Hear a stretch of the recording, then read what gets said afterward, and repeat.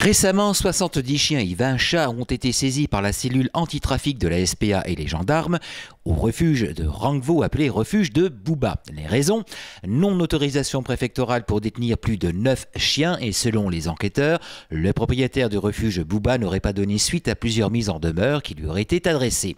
Ceci pour l'activité refuge-pension et non l'activité fourrière. Au vu de l'émoi que l'affaire du refuge de Bouba a suscité, notamment sur les réseaux sociaux, Méga Info Régivision s'est donc rendu sur les lieux pour rencontrer le propriétaire, M. Jean-Claude Topeta. Monsieur Jean-Claude Topeta, remontons à l'origine de votre projet, à savoir créer un refuge. Alors, nous avons ouvert, comme vous savez, le refuge ici, on a démarré, je veux dire, en avril 2004. Moi, comme je vous l'avais expliqué à l'époque, j'ai été licencié de l'entreprise où je travaillais, elle était délocalisée. J'étais inspecteur à la Fondation Brigitte Bardot. Et après avoir fait le tour des refuges de la région, je pensais que les animaux n'étaient pas bien où ils étaient. Et j'ai décidé de faire quelque chose pour la protection animale et d'essayer de sauver un maximum de chiens, quoi. Donc c'est vrai que c'est une vieille ferme chez nous, c'est pas un chenil standard comme on voit où les chiens vivent en box toute l'année. Chez moi, les chiens ils sont heureux, ils vivent en liberté. Ça plaît pas à beaucoup de gens, c'est vrai, mais bon, c'est comme ça, je ne changerai pas. Et maintenant, bon, tout le monde est surpris de ce que je fais, les autorités et tout. Et mon dernier contrôle remonte à 2011. Bien sûr, bon, on nous fait des réflexions. Bon, c'est pas clean, on le sait, il y a beaucoup d'animaux, on n'a pas un temps toujours. Bien sûr, moi, on m'a imposé d'avoir un bureau, donc ce qu'on a fait, on a imposé une infirmerie, donc ce que l'on a fait. Et depuis, bon, j'ai pas eu d'autres contrôles, donc j'ai été désagréablement surpris de voir ce qui s'est passé lundi matin, quoi, à 9 h. Que vous reproche-t-on exactement? Non-autorisation préfectorale pour détenir plus de 9 chiens, travaux, réalisation d'un cahier des charges qui n'aurait pas été respecté. Est-ce que vous vous êtes pas laissé déborder par le nombre d'animaux en acceptant tous les chiens que l'on voulait bien vous confier? Aujourd'hui, ce que l'on me reproche, bon, la ferme Moreau ici, elle est située donc à l'écart du village. Mais les gens qui m'ont vendu la ferme Moreau habitent au-dessus de chez moi. Donc effectivement, je n'ai pas mes autorisations officielles parce que j'ai un voisin dans le périmètre de 100 mètres qui est autour de la ferme. Donc je me suis peut-être laissé un petit peu déborder en acceptant tous les animaux que les autres refuges ne veulent plus parce que bon, ben, les SPA ils sont bien gentils, mais comme on dit, quand c'est plein, quoi. Ils prennent pas un chien de plus. Et donc les gens, ou bien alors on les envoie chez moi tout simplement. Donc moi, quand je vois un chien en détresse, je le récupère, quoi. Je peux pas laisser un chien sur la voie publique ou attaché à un arbre. Donc malheureusement, bon, c'est vrai qu'ils sont venus me voir le 18 août. Ils savent très bien que je fais de la pension. Donc mes chiens de refuge plus les chiens de pension. Évidemment, je suis arrivé à 70 chiens, donc ils ont profité de cette occasion pour déclencher tout ce qui a été déclenché, quoi, tout simplement. Ouais. Vous dites que vous n'avez pas agi dans un esprit vénal. Bon, ça se saurait depuis longtemps, c'est un refuge gagner de l'argent. Nous, on fait un petit peu de pension, bien sûr, ça nous aide financièrement pour faire vivre le refuge, quoi, tout simplement. On a un prix de 12 € par jour, les chiens sont nourris. Je veux dire, c'est pas une entreprise à but qui va rentrer de l'argent en pagaille et détourner de l'argent, comme on suppose. Là, tout le monde cherche une caisse noire maintenant chez moi. Le peu d'argent qu'on rentre, c'est pour soigner les animaux, racheter des grilles, parce que bon, ben, forcément, on était obligé d'améliorer un peu le confort des animaux à droite et à gauche, mais en aucun cas c'est fait pour détourner de l'argent, quoi. Il faut une tonne de croquettes par mois, hein, donc ça représente un chiffre d'affaires de entre 1600 et 1700 € par mois.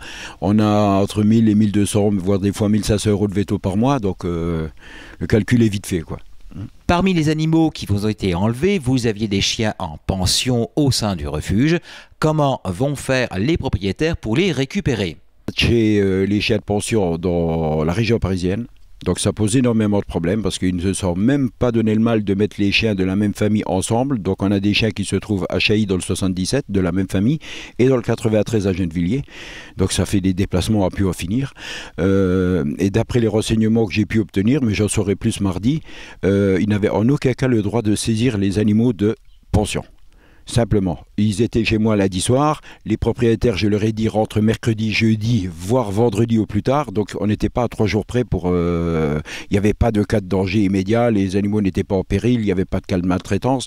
Donc ils auraient pu très bien laisser les chiens de pension ici pour une durée de 3-4 jours encore. Maintenant, les gens qui n'ont pas les moyens, c'est moi qui vais chercher les chiens avec eux. Hein, on a déjà été en récupérer.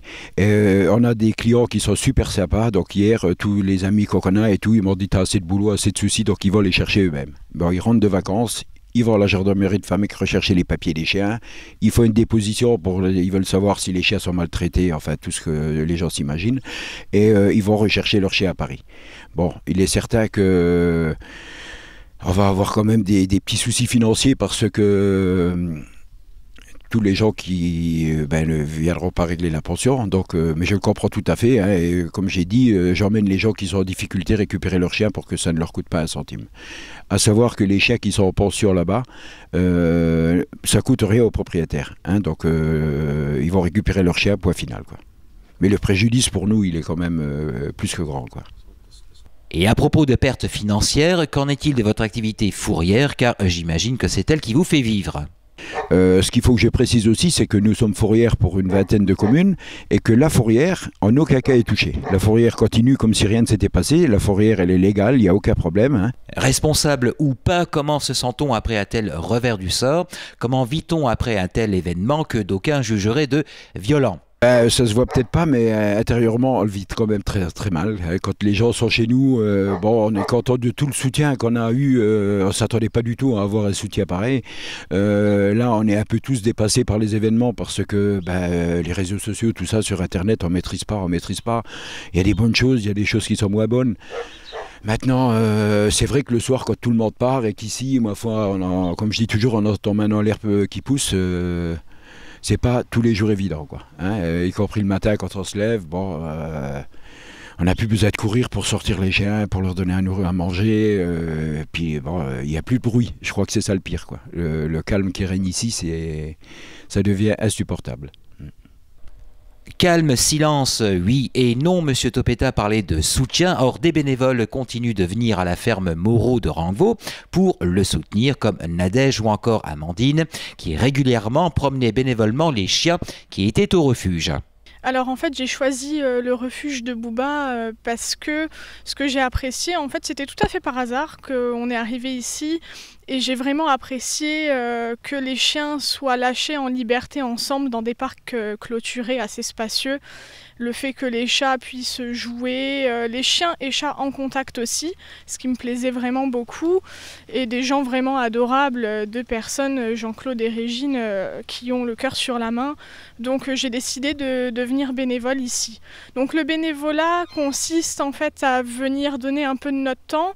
Donc moi me concernant, dès que j'avais un jour de repos, je passais pour promener les chiens en prenant mon chien juste là avec moi.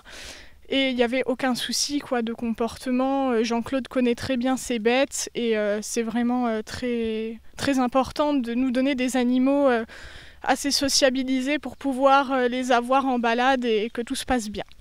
Alors moi je fais acte de bénévolat au refuge de Bouba pour la simple bonne raison que c'est un petit refuge qui a nettement moins moyens que d'autres refuges environnants. Au point de départ, j'avoue que j'étais bénévole, je faisais des collectes de nourriture dans d'autres refuges. Et quand j'ai découvert le refuge en 2006, j'étais agréablement surprise, notamment de voir des chiens courir, heureux, jouant. Vu que dans les autres refuges, ils sont dans des box, enfermés, on les entend hurler, se jeter contre les barreaux. On voit vraiment la misère. Ici, ils sont heureux, on a l'impression qu'ils sont en famille. Et quant à savoir ce que les bénévoles pensent du retrait des chiens et chats du refuge, je trouve ça très injuste, même si je sais que la loi est assez stricte au sujet des refuges animaliers. Je pense qu'au lieu de taper sur les doigts de personnes comme ça, il ferait mieux de leur donner un coup de main. Et parce qu'on nous dit que tous les refuges sont pleins à craquer et c'est pas le moment d'enfermer, c'est vraiment... Surtout que il n'y a aucun signe de maltraitance et vraiment aucun signe de malnutrition, de maladies graves. Les animaux sont bien dans leur tête, ils reçoivent énormément d'amour, donc je trouve que c'est vraiment une grande injustice. Pour le reste, M. Topeta demeure serein, fait confiance aux autorités compétentes et à la justice en charge de l'affaire et augure même la mise en place d'une nouvelle structure répondant à toutes les normes en vigueur en la matière. On m'a enlevé tous mes chiens personnellement, oui. Donc d'après les avocats, d'après je pense qu'on va pouvoir les récupérer parce que nous avons une deuxième structure qui est sur le point d'être finie. Donc j'espère qu'on va avoir la gentillesse de me rendre mes chiens. C'est tout ce que je demande. Nous avons créé l'Arche des Bouba, c'est une association donc, qui est sur Terreville, uniquement pour sauver les chiens qu'on ne peut pas adopter, comme je l'ai dit, hein, les chiens de première catégorie, les gueules cassées, comme on les appelle, bon, les chiens qui sont un peu agressifs. Mais chez nous, il n'y a aucun problème avec eux et on a vraiment envie qu'ils terminent leur jour chez nous, quoi. Donc on a une structure qui est pratiquement terminée, donc on va faire une demande au procureur de la République pour récupérer tous nos chiens. Je le signale aujourd'hui, je n'accepterai pas de prendre que 10 ou 20 chiens. Les avocats me l'ont bien certifié, on prend tout ou on ne prend rien. On ne fera pas de concession. Je veux dire, sans vouloir être révolutionnaire ni rien, mais pourquoi prendre les 10 plus beaux et pas les 50 qui sont vieux et en mauvais état. Donc on veut récupérer nos 65 chiens, point final. Enfin, il n'y en aura même pas 65, vu que les chiens de pension sont partis, on aura 49 chiens. Dans la nouvelle structure, c'est là ce que la loi nous autorise, donc on veut récupérer nos 49 chiens. On reste serein parce que, bon, on s'est rapproché des services de la DSV, et la structure dans laquelle on est à plus de 140 mètres des habitations. Il n'y a pas de cours d'eau autour de chez nous, donc je veux dire, bon, ce qu'on nous demande, c'est déjà d'insonoriser pour l'histoire du bruit, hein, éventuellement des aboiements et tout ça. Et quand on est une structure de 49 chiens maximum, on n'a pas besoin d'autorisation. On fait simplement une déclaration en préfecture et cela suffit. Eux, ils viennent contrôler si les installations sont conformes, mais on n'a pas besoin d'autorisation.